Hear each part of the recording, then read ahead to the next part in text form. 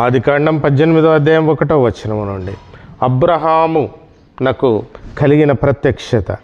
మరియు మమ్రే దగ్గరనున్న సింధూర వనములో అబ్రహాము ఎండవేళ గుడారపు ద్వారమందు కూర్చుని ఉన్నప్పుడు యెహోవా అతనికి కనబడెను.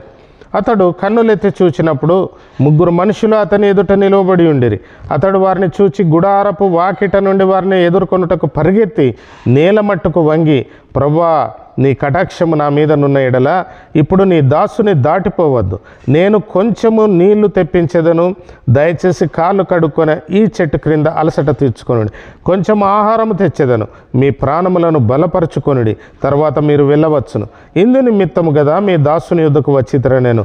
వారు నీవు చెప్పినట్లు చేయమనగా అబ్రహాము గుడారములోనున్న శారా యుద్ధకు త్వరగా వెళ్ళి, నీవు త్వరపడి 3 మానికల మెత్తని పిండి తెచ్చి పిసికి రొట్టెలు చేయమని చెప్పాను. మరియు అబ్రహాం పశువుల మందకు పరిగెత్తి ఒక మంచి లేత దూడను తెచ్చి ఒక పనివానికి అప్పగించాను. వాడు దాన్ని త్వరగా సిద్ధపరిచాను.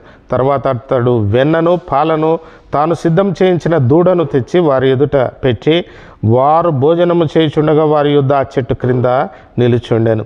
వారు అతనితో, నీ భార్య అయిన శారా ఎక్కడనున్నదని అడగగా అతడు, అదిగో గుడారంలోనున్నదని చెప్పాను.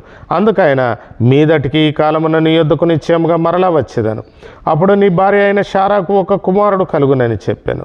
శారా ఆయన వెనుక నుండిన గుడారపు ద్వారమందు వినుచుండెను. అబ్రహామును శారాయను బహుకాలము గడిచిన వృద్ధులై ఉండిరి. స్త్రీ ధర్మము శారాకు నిలిచిపోయాను గనుక శారా, నేను బలము ఉడిగిన దాననైన తర్వాత నాకు సుఖం కలుగునా? నా యజమానుడును వృద్ధుడై ఉన్నాడు కదా అని తనలో నవ్వుకొనెను.